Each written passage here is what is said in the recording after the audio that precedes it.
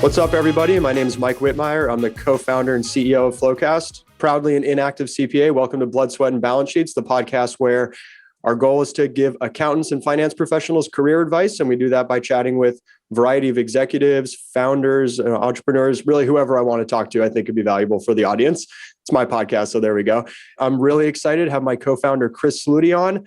End up talking about a variety of challenges with building a startup here. And one of the most interesting topics, I think, for the audience is that transition from individual contributor into manager and the tips that Chris provide around that. And then the story around how, as accountants starting a company, never working in technology before, just sort of how we hacked it together and figured stuff out along the way. And I think it's a fun journey. So enjoy the episode today. Let's hop right into it.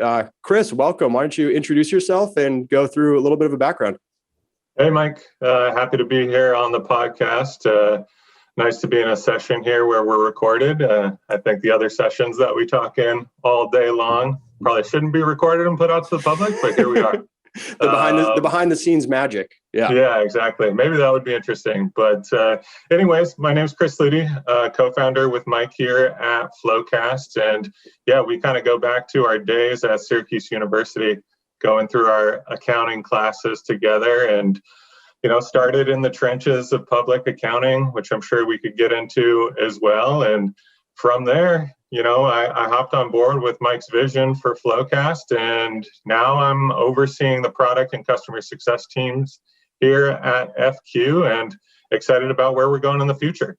Yeah, we go a ways back. I'm from Los Angeles. For some reason, decided to move to upstate New York to go to Syracuse. Chris is from upstate originally, and we met freshman year, right? And started taking accounting classes all years of college. I remember the mock closing the books project that we did our sophomore year in, what was that, Accounting 201?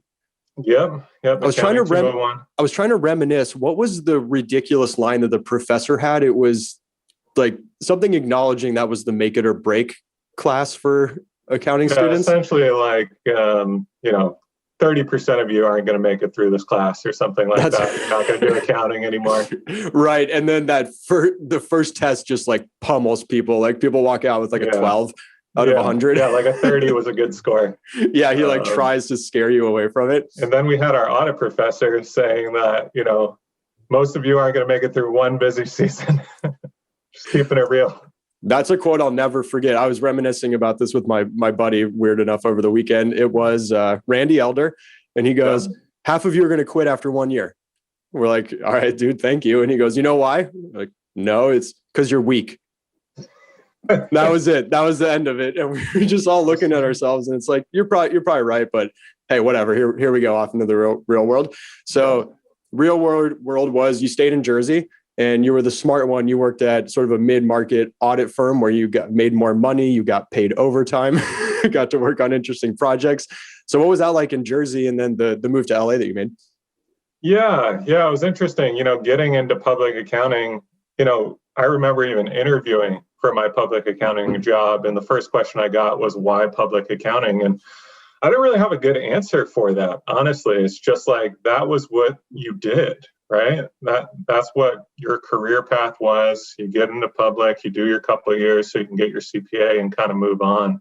But I landed at this firm called Rothstein Cass, mid-market firm. Like Mike said, there was some good perks to that. We actually paid overtime, which was a huge win. But for me, kind of working at a smaller firm was nice. We did have kind of a national presence.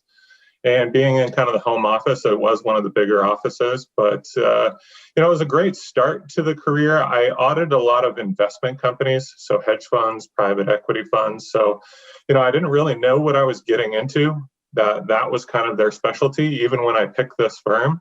Right. But it's something that was interesting. Auditing what these people were investing in. There wasn't a lot of travel associated to it either, because there's no inventory count that I need to do. Just send me kind of your portfolio statement from your brokerage, and I'll verify that. Congratulations. That's awesome. So there inventory in the Northeast is brutal. Yeah, there was a lot of perks. Not having to drive to the middle of nowhere, New Jersey, in the dead of the winter was pretty nice. So, I grew up in upstate New York my entire life. As Mike said, we kind of both went to the paths of public accounting. Mike moved to LA. I moved down to Jersey. I was in Hoboken, New Jersey, which is right outside of the city. A lot of Syracuse people moved to the city after college. It's kind of the great migration from up north. For those who don't know, Hoboken's like the cool, like just outside the city where the young kids who are trying to make it all live and have fun and get drunk. The most bars per square capita in the world. So, I was not aware of that. Okay. Yeah, so there was some good perks to it. So being right out of college, definitely had those busy season Saturdays, pretty hungover, but you kind of figured it out. But it was kind of a good landing place post-college. The nice thing about public accounting, you kind of start in these classes together, right? So you have your class that joins at the same time. And for us, being in the office a lot, rather than maybe traditional public accounting where you're out at the client all the time, you really got to meet a lot of people, same age. It was kind of an extension of college in some ways. Yeah. Almost too much to a certain degree, but you're working 60 hours, 70 hours a week with, the people the same age, you're going to make a lot of friendships. Yeah, that's a good, maybe we could talk about that and the difference between moving into industry. It's a little different when you go that route, but yeah, that kind of camaraderie up front and you're commiserating through your first busy season. Misery loves company. I think, the interesting thing about audit for me, and, I did stay in audit for a long time. I did it for about 7 years, which boggles my mind. I thought about quitting after every single year. And I've thought about quitting. You're not the only one. After every single year of like, maybe I should do something else. Maybe I should get into education, go be a high school basketball coach, do these other things. But, I kind of stuck with it. And I think the interesting thing about public is it does just prepare you for life after college, right? You learn all these little skills on like how to work with teams, writing those professional emails. I'm sure everybody in public remembers their first emails they wrote to the client that they reread like 50 times before they hit send. Or that your micromanaging manager wrote for you, the first, for me, it was the first 2 weeks I had my manager reviewing every single email. Not that I wanted that to happen. They were doing it, but it ended up being, it's important. They're different. Yeah, exactly. So there's a lot of like little skills in client service that I've been able to kind of take over, as we're starting FloQast, and team building, right? As you move along your career in public accounting, my wife is in public accounting too, and how she puts it is over time you start playing fantasy audit, right? Yeah. You're trying to pick out the next person to bring on your team and create these relationships and see who kind of fits together, because that team dynamic matters. It's more than just being good at the job or being smart at accounting. I got to be with somebody for 70 hours a week, late nights, weekends. Like, I'm going to want to work with somebody who I actually want to be around. So all that stuff kind of matters. And it's been interesting just as we've built out FloQast and hiring and the type of people that we're looking for, how much of those skills are translatable. All right, I'm about to ask a question. I want to preface it with something important. One of the most respected people I've worked with in my entire career has told me that Chris is the best manager he's ever seen. And so I want to set that context before I ask you questions about management here, because I think that's super important and the audience needs to take this really seriously. So I remember when I was an individual contributor, you might look up at a manager and be like, they're not that good at this job. How did they get that position? Blah, blah, blah. Because you think that work you're doing is what's important for the manager role. Mm-hmm. As I've moved up, I realized, and I'll be totally blunt, I hate managing people. I'm not good at it. It's not my thing. I'm more of I think about it like there's leadership, management, and then individual contributor. Sure. I think I'm a great individual contributor. I can bang out a lot of work and get it done. Good leader. I think I got some chops around that. The management part is just a hard job. And especially in audit, when you have like emotions running high because of the stress. So like, tell me about that switch from individual contributor to manager. What's the more important skill set? And like, what are some of the challenges you've had in stories that you could tell to help deal with difficult situations? Yeah. Well, I think the big thing to understand is like what you're good at. right? Like that's the problem that I have with public accounting is there isn't this path for individual contributors of being just like the super strong technical accountant. And maybe that's forming a little bit, and you can kind of go off into different areas of public accounting as you kind of get into guidance and things like that. But, the trajectory in public, it's like you're just expected the only way to move up is be a manager. Yeah. I think that's the most interesting thing that I've learned now that we're outside of the realm of public accounting is that's not the only way to move up in the world.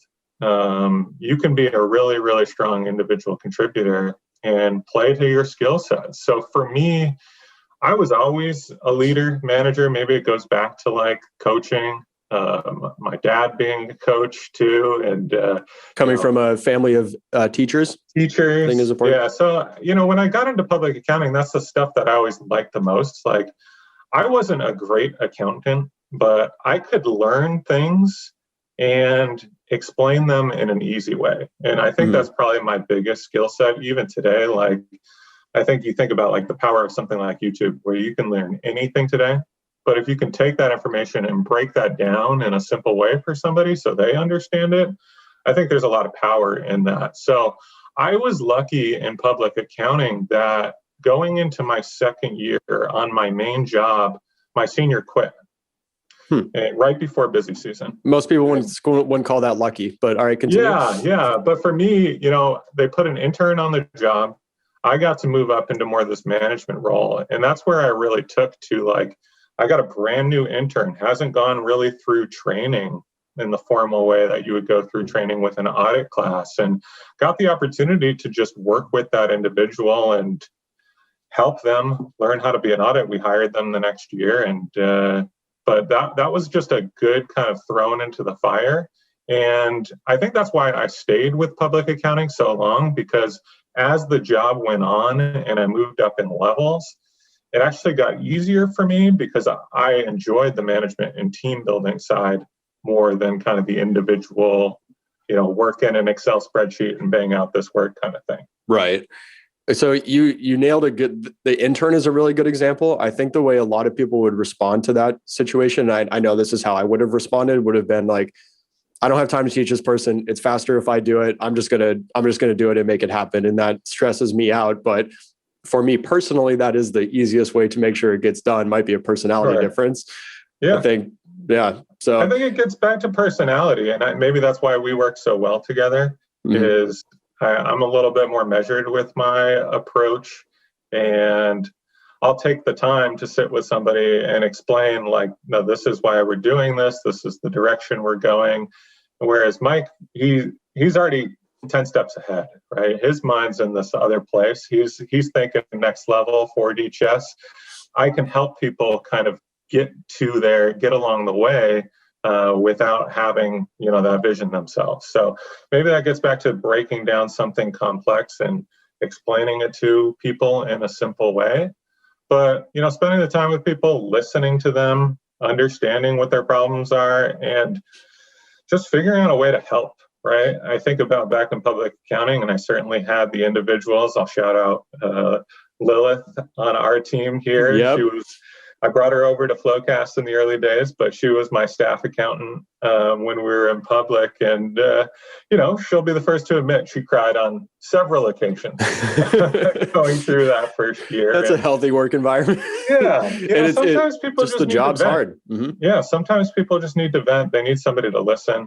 Maybe this is good relationship advice for people too, of like, you don't have to have the answers all the time. Just being a sounding board for somebody is very beneficial. And I'm a person that probably doesn't talk first. I listen first. And I guess when I do talk, it is impactful. So I kind of use my words in a way when I actually do speak up in a meeting or something like that, it's going to be a pretty measured thought. And people are probably going to listen because maybe I didn't speak for the first half hour. But when I do say that one thing, it's going to hold a little bit more weight. Yeah. And it's actual listening to understand, not necessarily listening to respond, which I'll admit I can be guilty of a little bit for sure.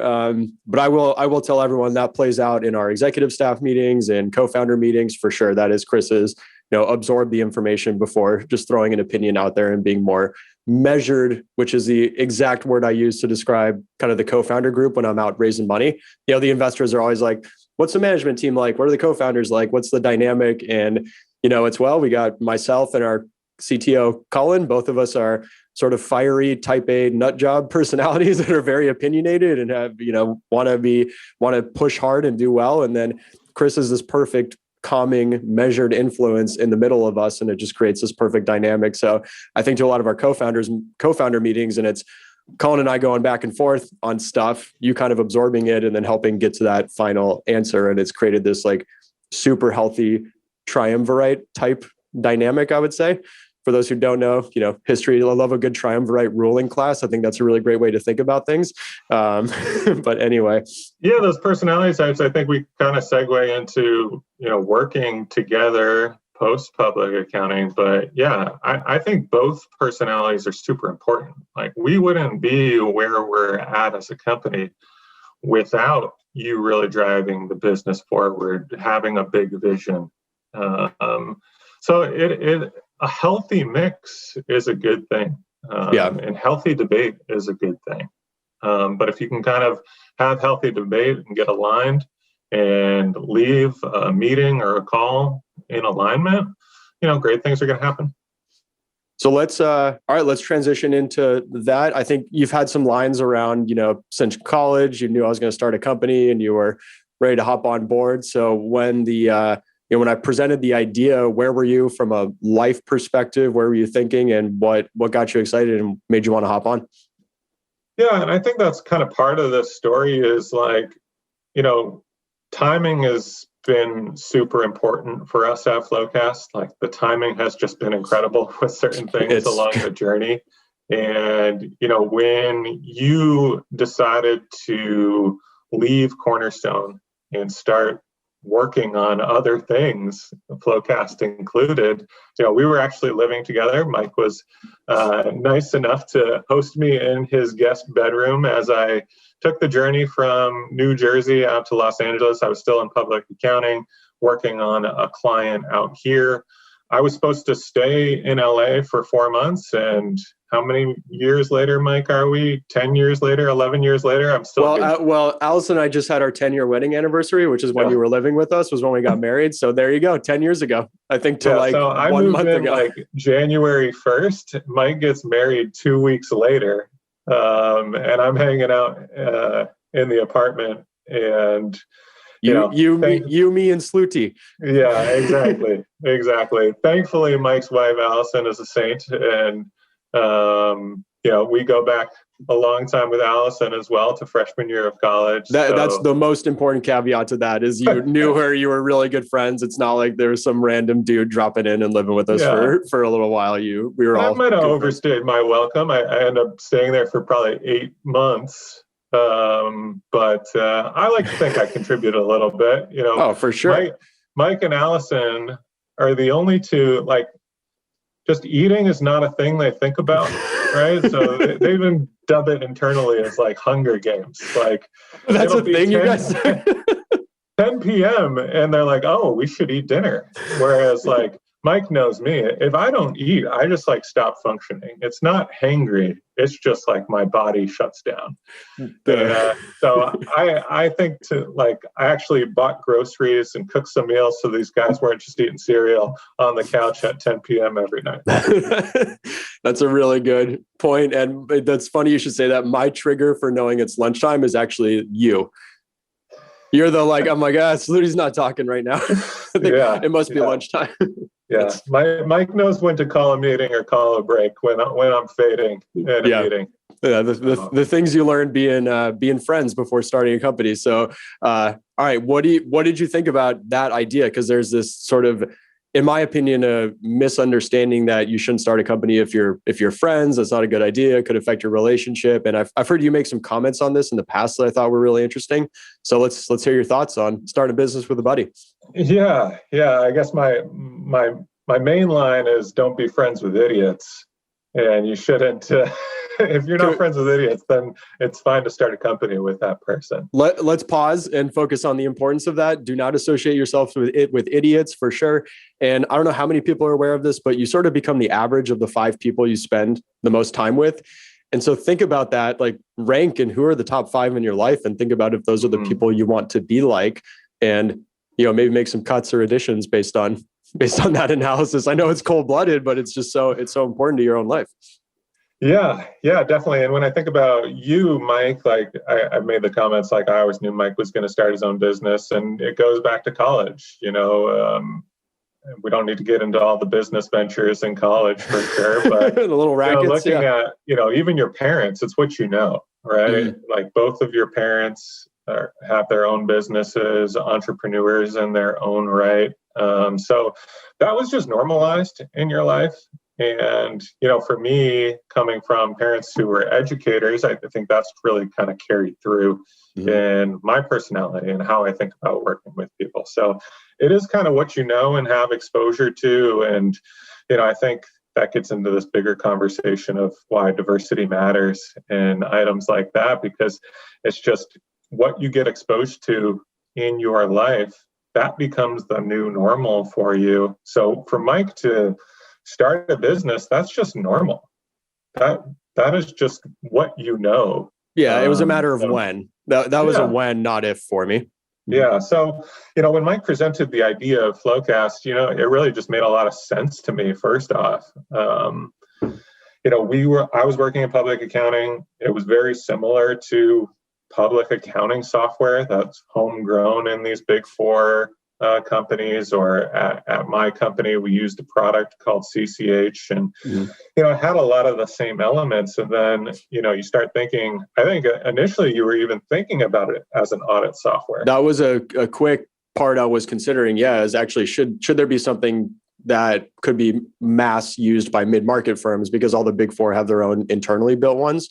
So that was considered for a minute, but realize I think the market for close is a little bit bigger. So went that direction.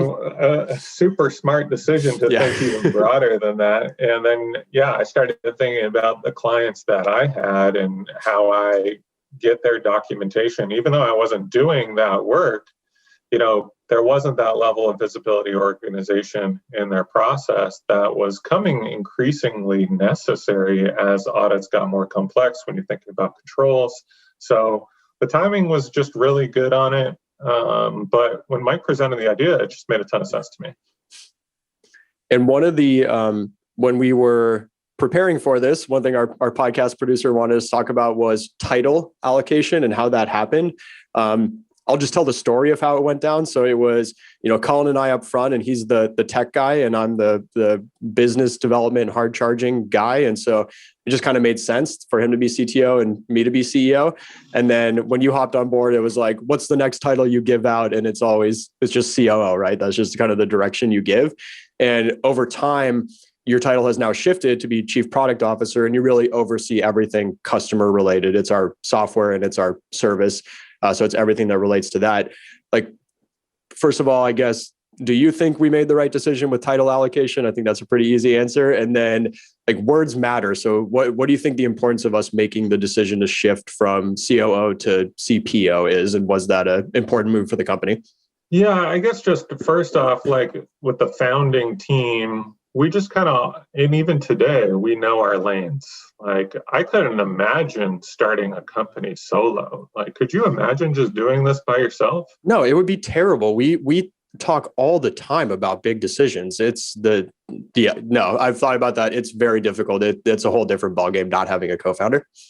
Yeah. So, and then having the 3 of us, which I think is unique. Sometimes you hear 2 people, and you and Colin certainly started. And it was interesting. Mike and Colin got into the Startup Accelerator program, Amplify LA. And I actually had another job offer on the table at that same exact time. And for me, that really made like no risk, in my opinion, because like, hey, if this thing doesn't work out in like 6 months, I'll just go back to public accounting or go into industry. Like, so there was no risk for me.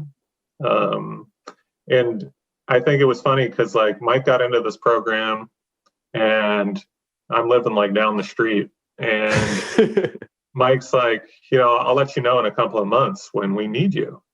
And 2 weeks later, I was working with Mike and Colin on this project. It's funny hearing Colin's take on it, because I showed up one day and just started doing random work.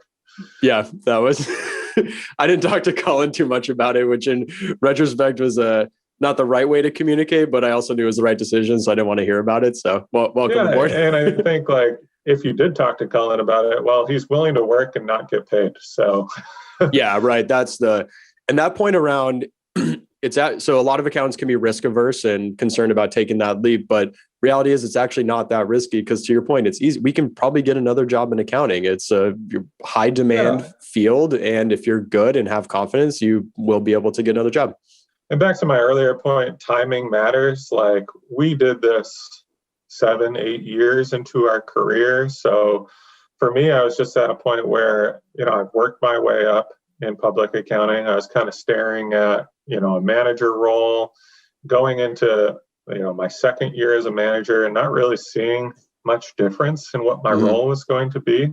So it was just kind of an opportune time from a career standpoint for me. Also, it's helpful not having kids at that time. Yeah. All my student loans were paid off because I had worked for 8 years in public accounting. And, part of the reason that you take a job in accounting is to pay off for your degree, right? Yeah. Yeah. So I kind of achieved that. And I was just at a point where I could, take 6-9 months without like a steady paycheck and kind of figure things out. But early in my career, 1 or 2 years in, I wouldn't have been able to do that. Yeah, that's a really good point. There's that right time in life to do it. And I guess you got to strike while the iron's hot. Once you have kids, oh man, I could not. Yeah, it's tough to think. I mean, you need that stability for sure, because you're not just thinking about yourself. I can't believe we've had kids in the middle of this. It's Chris has 2, and I'll tell you, he's looking exhausted there for a minute. You're looking good today, buddy. Yeah. I mean, the hair hasn't fallen out yet. I'm waiting for it to go gray. That's going to be the next step here. Dude, COVID was the trigger point for me. The gray started coming in when COVID hit, and that stress all started to mount. I've seen a couple on the side. Yeah, we'll see how this goes. I'm doing okay. So yeah, you'll be fine. I've seen your dad. You'll be good. Well, your other piece was related to kind of roles over time and how that evolved. So, just starting with Mike and Colin, doing a little bit of everything, right? We had like 1 or 2 clients at the time. So, doing some setup, doing some training, fixing bugs for them, essentially being support. So At that time, I got to work with Colin quite a bit, and, was QA testing all the new updates as well. So I didn't know anything about technology. I didn't know anything about SaaS going into FloQast. I think it's interesting, Mike's background coming from Cornerstone, that really kind of clued you into the SaaS industry and the impact that it could potentially have. But I was blind to all this. It helped me understand the business model easily, but not the tech, the product development. That is not, you don't just learn that by being at a tech company. And that to me is the stuff we've had to learn so much over the years. And yeah, you kind of got you've had the most hands-on experience getting in there and use a lot of acronyms I don't even understand today.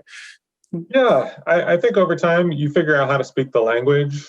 I know enough to be dangerous. Like, I can be in a conversation with engineers and ask good questions. But I'm not going to pretend like I know how any of that magic works behind the scenes, right? It's just straight magic to me. Yeah. So, I think like for me, being close to the customer, coming from the accounting background as well, and then working closely with Colin on the tech side, I was able to really understand like what matters to the customer. And I think you need a balance of that. You need what matters to the customer and, what's the net new thing that we're going to do to solve a net new problem, right? So there's kind of the current scope of development. How do you make what you have better? But kind of coming up with net new ideas, net new pain points. I think that's where the dynamic between myself and you and Colin really come into play. Yeah, and that's ultimately a big part of why you're in the chief product officer role, is because of how much all three of us care about product. And it's sort of unfair to put a non-founder in a position where they're the VP of a product group, but you have three founders who are so involved and are so opinionated, and that's like the most important part of the company. We're very much a product focused company, I would say. There's like sales focused companies and then product focused. We're certainly on the product side. And for some context, so people are aware, the way we sort of have divvied up the business, it happened pretty naturally, is Colin is tech, programming, all the really forward-looking stuff, and making sure the code base is going to be good and we can scale as an organization. And was, hands-on writing all the first code and building the product. And Chris was overseeing customer and then giving product feedback as well. And when you're so close to the customer, it sort of naturally develops, and you're the product person because you're providing all the feedback, you're working with engineering back and forth, and you just sort of have to get your hands dirty and get in there. And then I handled more so the business development side of it, the fundraising, the kind of, some of the back office stuff. I know you guys were doing accounting up front, but I've sort of taken over finance as well. So to your point about staying in our having our lanes and like sort of the portions of the business, that's how we've divvied it up. But that big overlap, I would say, is on the product side because of how passionate we are about it. And that's why it just, as the company evolved and we wanted to do new things and be more innovative, it made so much sense to have a founder in the middle of that, given our dynamic. Yeah, I think to your point, it'd be tough for anybody to kind of come in and be super successful in that role or build that level of trust. Mm-hmm. I think that's kind of the key point, is like, people have strong opinions on what we should build next and what we should do. And I think, again, that measured approach that I have, I can kind of take in all these data points and figure out what's the most important things to work on. But it's a mix. It's a mix, as I said before. I think early on, me doing a lot of the implementations, we invested a lot in our setup process from a tech perspective. And we didn't know it at the time, but that's been like a key differentiator for us. So some of these things, just like I was the customer early on with that product, and I went from copying and pasting things from Excel into FloQast to now having nice, simple, easy upload buttons. But, some of that is, as a company, we were very process oriented early on. Even like on the setup process, the mapping document is something that I think you actually came up with, Mike. Like, you put together the first mapping document, and you look at what we have today, where every customer gets uploaded into our system. It's not too far off. Oh, really? We were doing like manually setting somebody up back in the day, right? We've always had that process, and that's been key for us, kind of figuring out how to do more with less people over time. And now, as we think about scaling our organizations. So let's talk about product philosophy. That was another question we want to get at. I would say, how has that developed over time? And I don't think a lot of people think about how you focus on back-end stuff is actually part of a product philosophy as well, deciding when to allocate resources. So this is something that has evolved over time. Want to hear the evolution of your product philosophy and how that's come to be. What is it, 8 years into FloQast here? Yeah, and I think it will continue to evolve a little bit. I don't think we haven't fully figured out yet. I think for us, kind of solving real customer pain points is going to be the lowest risk thing that you can do. And that might sound really simple, but you can get distracted by things like technology. I think the worst product decisions to make are ones that are technically cool. It's like you can introduce this. We have that with automation in the accounting space today. It's 2020, 2021. The accountant job was supposed to be completely automated by now. Totally. We'd be 10 done years ago, right? But there's just so much nuance to what accountants actually do that it's really kind of focusing on how automation can help. But I don't think we're at a point where automation could completely replace somebody's job. So you almost need to think smaller in a way about real pain points that people have And if you can solve those, then those are the low risk things. So, don't get distracted by shiny new technology. There's always going to be net new technology. And I think this is important from an engineering standpoint. And Cullen, our CTO, is super focused on this, is how do you get engineers closer to the customer problem? Yeah. Right? Because I think the most interesting thing to me from a product standpoint, as I've learned over time, the things that I think are super hard and going to take a long time are usually the ones that are the easiest things to do. And then the things that I think are easy are they'll take the longest time. So move this button. The more the engineers understand, like, hey, this is the direction we're going. These are the pain points of our customers.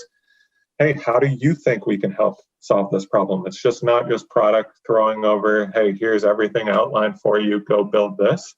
I think that's how you get people bought in and really contributing to that ownership side of the product.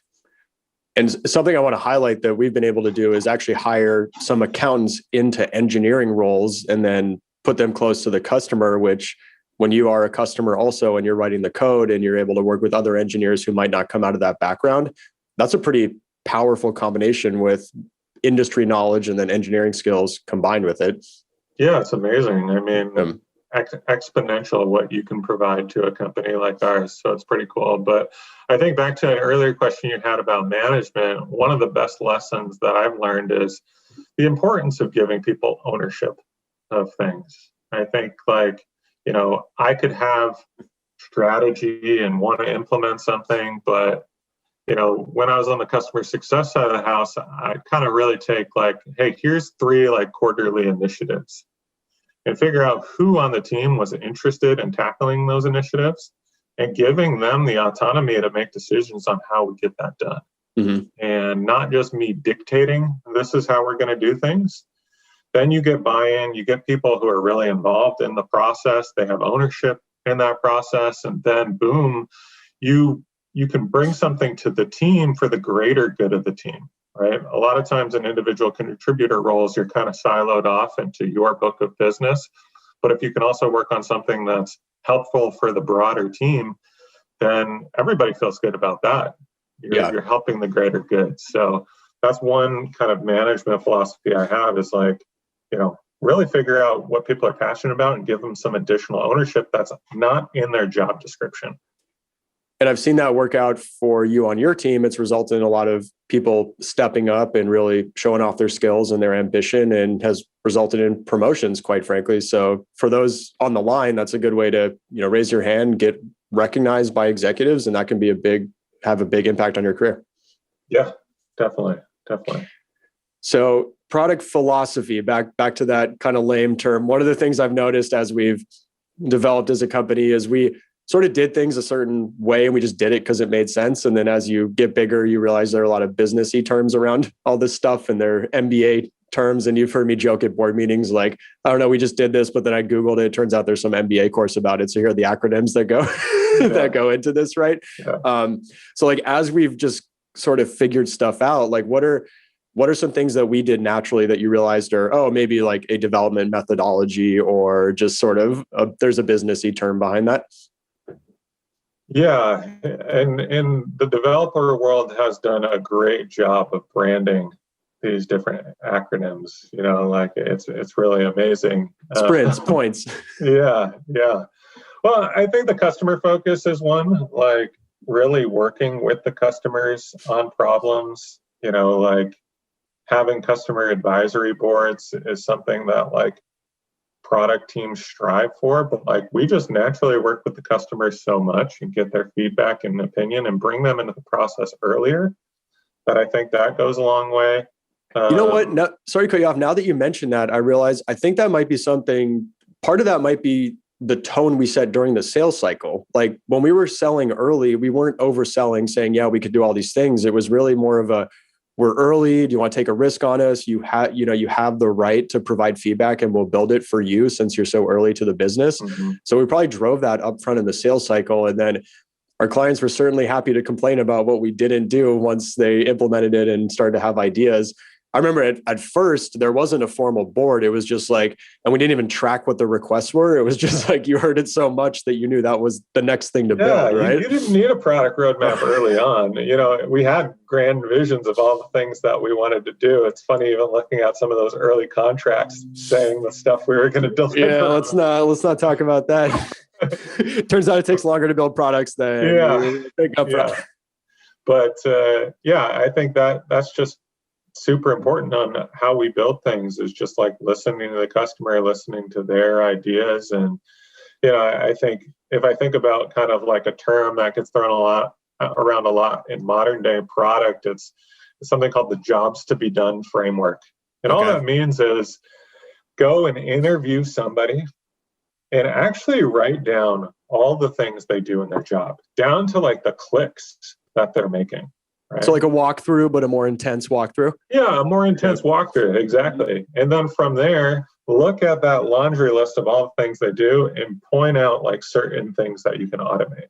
And I think that gets back to the earlier comment of we can't automate the whole job, but what are the pain points in that job that technology can help? So that's just something naturally we've done, and maybe that's just us understanding the end user so well, being able to speak their language, that we can get a little bit more in depth in our conversations, because accounting is a language unto itself. Right? Totally. So if somebody throws something out, like me being able to just speak that language, I know the path to take that conversation, rather than somebody who doesn't know that might kind of step back and not want to get down in that rabbit hole because they're intimidated by that accounting speak. Yeah, the terminology and vernacular gets challenging if you haven't been in the space you kind of just literally have to live in that world and work there to fully understand it. But I think back to like one comment I made about actual problems versus just something that's technologically cool. We can even take back that to when we were first planning out building reconciliations. Yeah. And you said to Cullen, no, all we have to do, we just have to compare these two numbers from these two data sources. And Cullen's like, that's a pain point. That's it. Yeah. And you amplify that into really understanding a process and how things can change in those numbers. And there's a big pain point just around comparing two numbers. Just the tie out. It's literally the tie out point. It's not even the full reconciliation process, just that tie out. Syncing it together is such a problem. And I think we came up with a nice, elegant, simple solution to solve that problem. The automation thing, just for the audience to give you some behind the scenes insight here. When I'm fundraising out there, the VCs want to hear about automation. That's the cool, sexy stuff. I think when you're an executive making a product decision, saying automation is the easier path to go. It's better marketing fodder. It's better sales material. Sounds cooler when you're raising money on the street. And that's something I have to battle is they're like, well, where's your proprietary AI engine that does yada, yada, yada, and, customizes this, and how do you do this?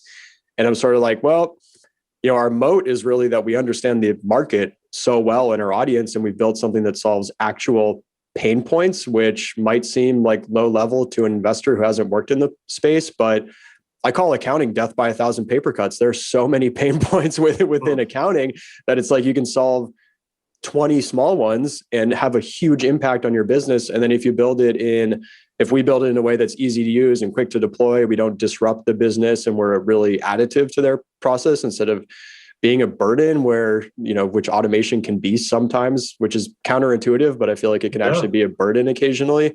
I would say that's our product philosophy, is actually solving problems that our accountants have, not trying to overthink it. Yeah, and the important thing there is like our big ethos is that easy to use, quick to deploy. And I think when you think about moat and you think about fintech software, especially ERPs, like they don't have that. Everybody's been scarred by an ERP implementation. So from the very start of FloQast, saying we could get somebody set up in a couple of weeks, like nobody believed us, right? But again, just kind of thinking about how do we be additive to the process? We know that, just changing your process is hard, right? But if we can say, hey, sign up with FloQast and we'll improve your next close, Like, we don't have to fundamentally change it.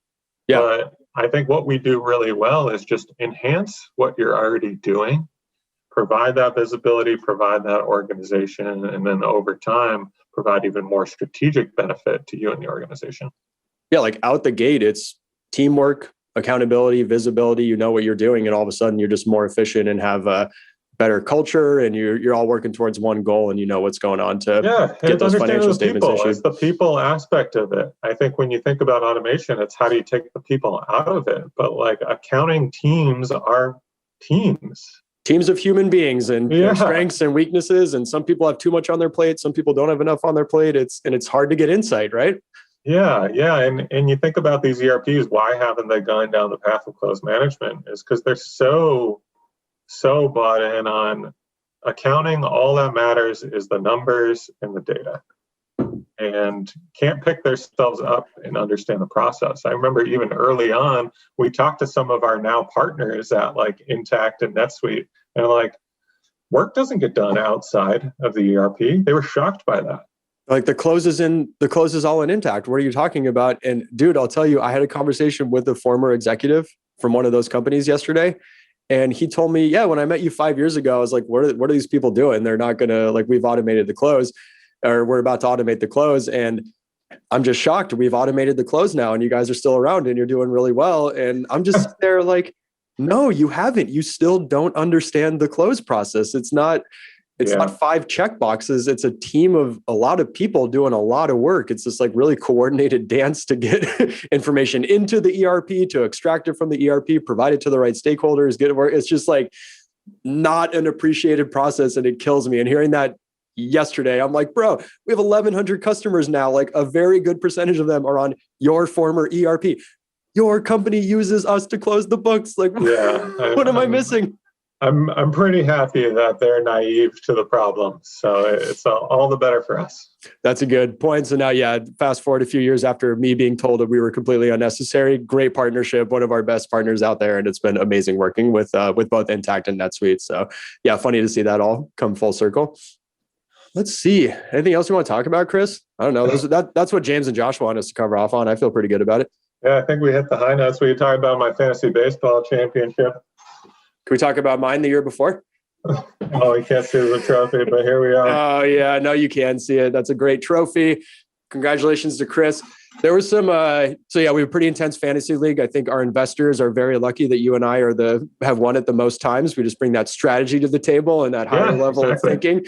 And there was a lot of debate around whether winning in a COVID year is something that should not be counted. And my argument is, I feel like that's one of the most impactful championships. Winning with that amount of uncertainty and having to think with the strategy and guys getting COVID is like a whole new level. So I definitely disagree. I think you deserve that trophy more than any year. If probably. Mike was going to put an asterisk on it, then I would just come back and say, well, do the Dodgers get an asterisk too?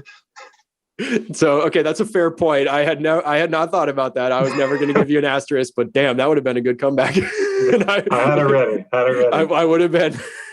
So 2020 was all not bad. There are some good parts to it as well. There was some good stuff in it. And not to mention a baby. So baby, second baby there. So for those who are going to start companies, do it before you have kids. And you can have kids. I'll just tell you, I have one. Chris has 2. It's very stressful. You're not going to sleep very much. But it's do great. It. Totally worth it, right? Yeah, they're great. Those kids are great. But all right, man, any parting thoughts for the audience you wanted to wrap it up on? I think you'll probably get a lot of accountants that listen to this podcast. And I guess what I would say is, especially for those folks that are in public accounting, even though you might not think that work that you're doing is super impactful, auditing, there's a lot of great skills that you'll pick up in your couple of years of public accounting. So I think what I would say to you is think about your sales pitch, right? And if you want to move on from public accounting, move into industry, or do something completely different. At FloQast, we've got people that are on the sales team, on our implementation and customer team, engineers, as Mike said. You can kind of really craft your sales pitch around everything that you did in public accounting and really learn how to be a professional Yeah. And I think that's what we love, especially on the sales team. People that come in super hardworking, super dedicated, organized. There's a lot of trust that you build in those individuals because they have their CPA, they went through public accounting. So, even though that work you might be doing might not seem very consequential, you can really kind of take those skills that you learn in being a professional and apply them throughout your career. And I'm a proud public accounting alumni. Yeah, man. I enjoyed my time in public, and I wouldn't be where I am without it. So excited to see kind of this next generation of accountants do big things. I was going to ask you earlier, if you could answer that question you got of why do you want to enter public accounting today, what would your answer be? And I would say maybe you just summarized it with what you learned coming out of public, and that is the importance of it and what you can gain from it. Yeah, and when you're in the weeds, you don't really appreciate that. But, hindsight, as we've gone out and start interviewing people from all walks of life, it's just like, hey, that's a fraternity and a sorority that you kind of go through in public accounting, and you can commiserate with somebody over those difficult times, and but you're stronger for it. And if you can get through it, as our accounting professor said back in the day, you're not weak, and I want you on our team. So we made it. I thought about that quote during busy season pretty often, actually, and great way to motivate those of us who don't want to be told we can't do something. It's really, really brilliant on his part. Exactly. But great chatting with you, Mike. All right, awesome. It's great talking. We are on No Meeting Wednesdays here, so I hope you actually have no meetings the rest of the day and you get to enjoy a little bit of free time and clear your head and get some thinking space there. Yeah, figure out where we're going with the product. That's it. Pressure. Vision time, buddy. No pressure at all. All right. Later, all right, Mike. I'll talk to you later. Have a great day. All right, bye.